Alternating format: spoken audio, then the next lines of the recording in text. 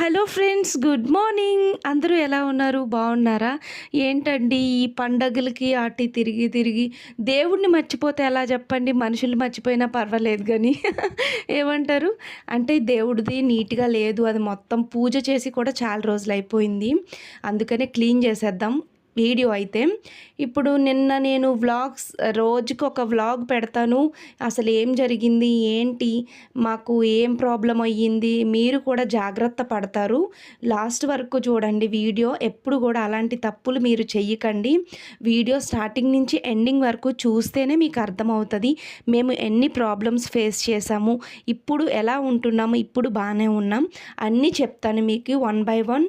కొంచెం ఏమైనా ప్రాబ్లం వచ్చి ఫైనాన్షియల్గా ఇబ్బంది పడి ఏమైనా సిచ్యువేషన్ అయ్యిందనుకోండి, ఈ రోజుల్లో దగ్గరోళ్ళు కాదు, దూరమోళ్ళు కాదు, చుట్టాలు కాదు, ఎవ్వరు పట్టించుకోరు.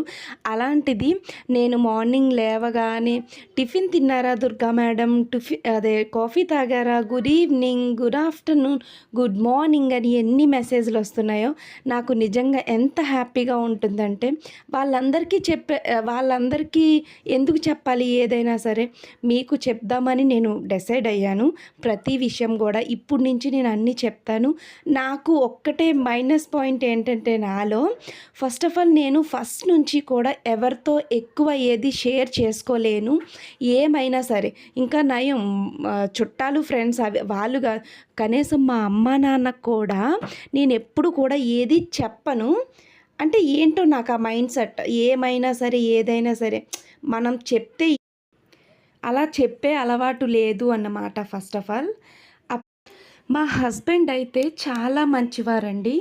ఎందుకంటే ఆయన కూడా చాలా, ఇప్పుడు మనం ఒక పని చేసేటప్పుడు అది ఇలా రివర్స్ అవుతుందని అనుకోం కదా, అలా అయ్యింది. ఇప్పుడు మనం తనని బ్లేమ్ చేసి, మీ వీళ్ళే ఇలా జరిగింది, మీరే ఇలా చేశారని ఫైటింగ్ చేసుకుంటే ఏమొస్తుంది చెప్పండి? సరే అయిపోయిందేదో అయిపోయింది.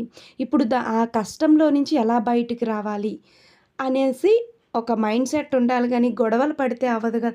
ఎందుకు ఈ విషయం చెప్తున్నానంటే, ఈ రోజుల్లో ఇప్పుడు నేను చూస్తున్న సమాజంలో నిజంగా చిన్న చిన్న వాటికే డైవర్స్, లేకపోతే బ్రేకప్లు, లేకపోతే విడిపోవడాలు, కొట్టేసుకోవడాలు ఇన్ని జరుగుతున్నాయి.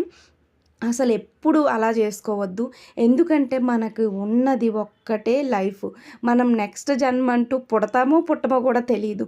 ఉన్నన్ని రోజులు మంచిగా హ్యాపీగా ఎంజాయ్ చేయాలి. ఎవ్రీ మూమెంట్, ప్రతిరోజు కూడా మనం హ్యాపీగా ఉండాలి.